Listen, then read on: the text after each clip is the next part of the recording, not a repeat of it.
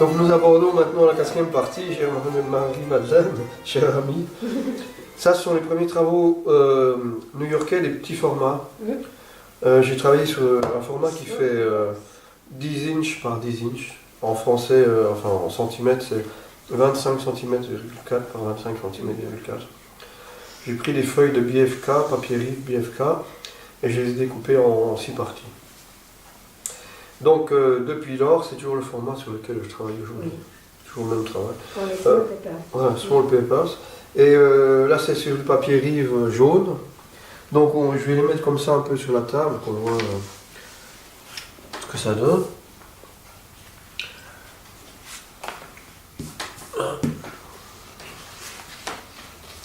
Et cette série s'appelle Dionysos. C'était vraiment une série que je voulais très érotique.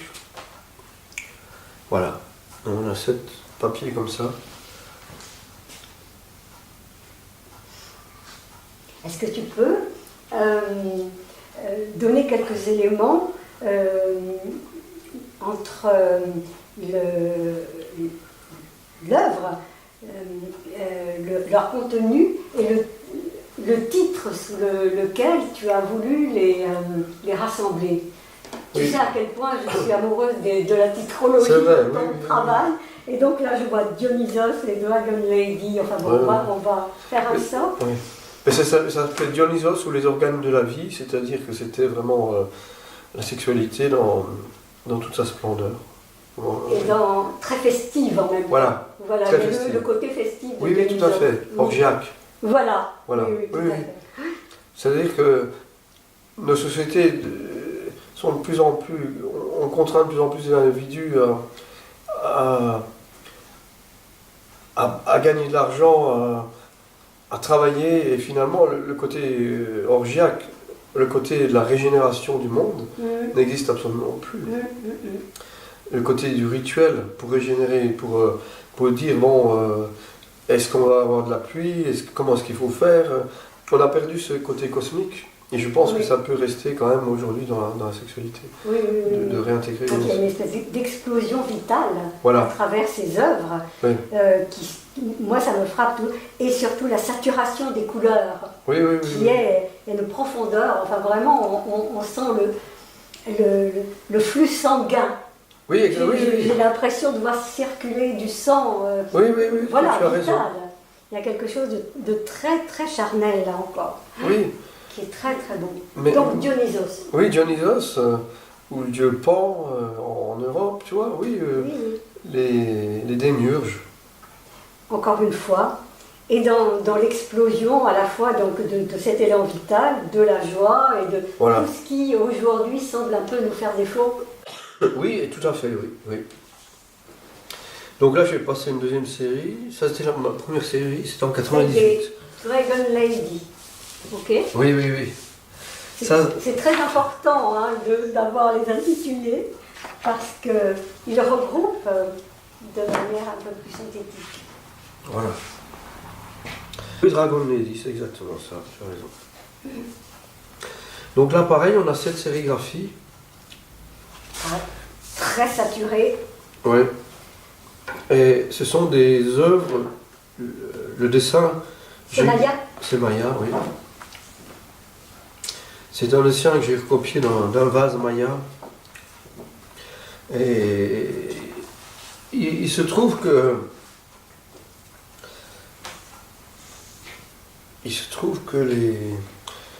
certaines personnes pensaient que les vases Maya montraient des séquences différentes.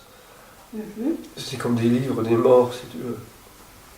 Toutes ces poteries ont été enterrées avec les morts pour les accompagner dans notre vie. Donc on peut dire que ces femmes qui sont nues accompagnent le mort dans notre vie. Ils ont beaucoup de chance. Oui, c'est vrai. C'est vrai que maintenant, plus personne ne nous accompagne dans notre monde. Ouais. D'une autre manière, peut-être moins. Ouais. Et c'est ce qui me fascine chez toutes ces civilisations, que ce soit l'Égypte, l'Inde ou le Mexique.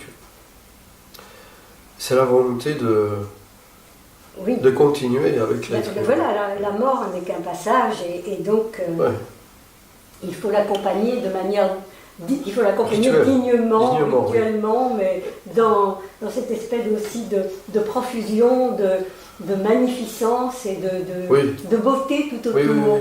Donc, je vais en profiter. La femme n'est pas exclue. Je voulais vous montrer ce petit vase maya que j'ai acheté au Guatemala avec mon amie Olga, et on voit les symboles solaires et puis les hiéroglyphes. Et donc ce vase a sans doute été enterré avec un personnage important. Justement pour lui donner à manger. Voilà. Et il se trouve que l'art que je fais, je voudrais que ce soit un peu ça, d'accompagner, pas dans notre monde, mais dans ce monde-là, d'accompagner les gens dans leur vie. Dans leur vie. Oui. Donc, il n'y a pas de rupture de toute façon entre les deux états. Voilà. C'est ça qui est intéressant. Oui. Il n'y a pas de rupture. Donc là, et puis après j'ai continué avec cette série qui s'appelle Lady of the Giants. Que j'affectionne énormément.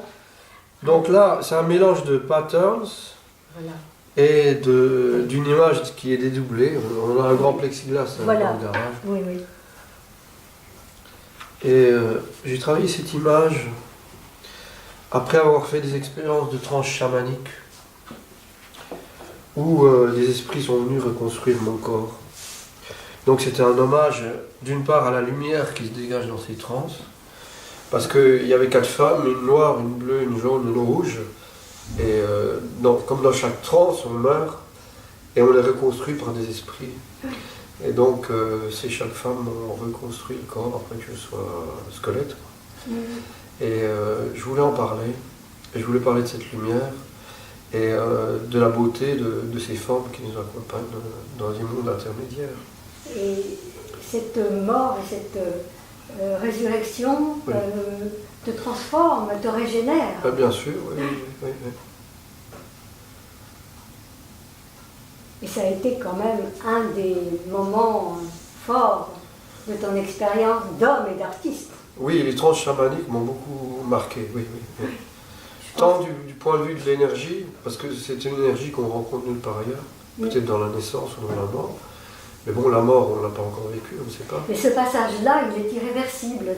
Oui, tout à fait, oui. Tu es quelqu'un qui porte en toi, quand même, voilà, c'est cette expérience du chaman, qui transparaît dans tout ce que tu touches et tout ce que tu produis. Je pense qu'il y a peut-être cette aura et cette dimension extraordinaire qui fait que ton œuvre est peut-être plus difficile à percevoir pour le...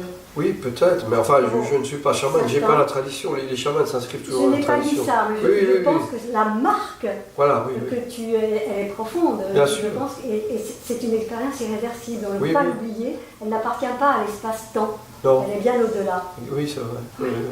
Et je crois que tu en es un témoin, et c'est une responsabilité en même temps. Oui.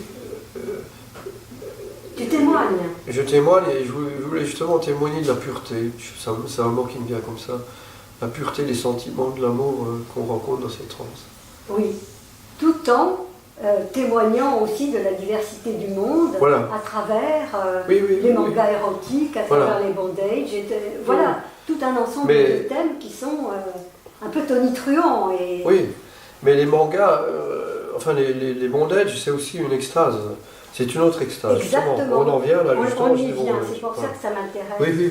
Et tu avais fait ta grande exposition à la galerie Omnibus sur les bondages. Oui. And freedom, c'est-à-dire que le lien est aussi une libération. Oui, tout à fait. Oui.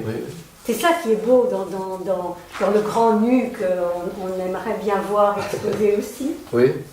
Ben pourquoi pas, on verra. Oui. Il faudrait le faire. Oui.